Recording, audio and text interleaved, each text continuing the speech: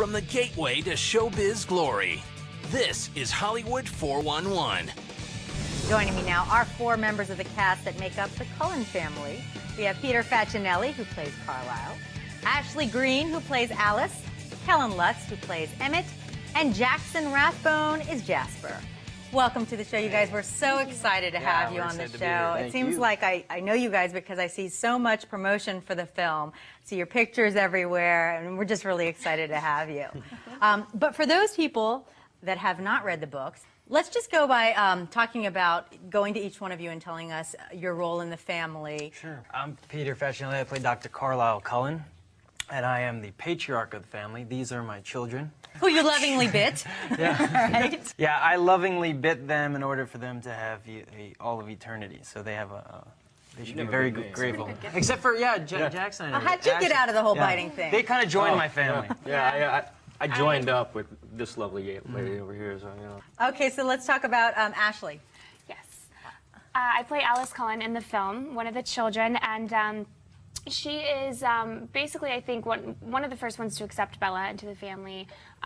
She can see the future, so she kind of foresees that she's going to be best friends with this girl and sees how much her brother loves him. And she's kind of I mean, we're all good-hearted, but she's extremely optimistic and you know, has this heart of gold and is just always kind of the hyper happy-go-lucky of the Cullen group. All right, being able to see in the future, that's a very nice ability to have, right, yes. Kellen? She's so lucky. I mean, I play Emmett, and he's kind of the big brother. He's super strong, like me, I know.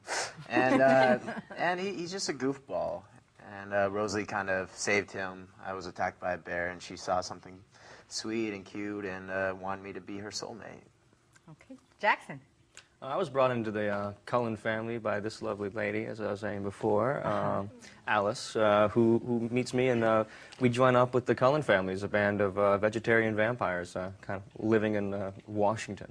I love it, and I'm sure the people that have not read the books are wondering, how are you a vegetarian vampire? So let's go to you, Peter, with that question about how you raise this family of vegetarian vampires and what that means and how they integrate with the pressures of the world. Vampires are meat eaters by nature, and what Dr. Cullen has done is basically domesticated the family, and they feed only on animals. So they don't prey on human beings. And in doing that, they try to live amongst humans as humans, and try to fit in so that they're not, so they don't stand out and they can live their eternity out amongst human beings. Now, how does your character deal with Edward's struggle? Because, of course, the main romance of the book is Edward and Bella, and she wants to be bitten to turn into a vampire so she can be with him for all of eternity. Well, it's interesting because my character is not unlike a father to a teenage boy who's kind of unruly and unhappy and doesn't know what he wants in life, and I have to kind of stand by him and support him no matter what, you know. I'm kind of happy with the vampire world that I've created for my family, and so is the rest of the family, and Edward's, you know, they all have their own mates, but Edward hasn't found his true love yet, hasn't found his mate, and then he went off and found a mate in the worst possible place, which is the human, you know, society. Yeah. The nerve. That sounds very, very dangerous. Yeah, it's very dangerous for us, very dangerous for them. Ashley, now let's talk about your character, Alice. As we touched on before, she has the ability to see in the future. How does that sort of play in when Bella, when the bad vampires try to take Bella? Well, it's definitely extremely helpful. The only thing about her seeing the future is it is subjective as far as it's what the person's decision is at that point. So if they change their mind, then the future changes. And that's why we don't know exactly where, you know, these villains of the film are the whole time. But, you know, it does help as far as where their location is at this certain time and getting her as far away from them as humanly possible. Okay, well, Kellen, let's talk about your character a little. And this aspect of you guys are playing sort of non-traditional vampires. I mean, when I think of vampires, I think of in a coffin, sleeping, can't walk out in the daylight. But you guys love baseball, you're vegetarians, you're trying very hard to fit in with the mainstream human life.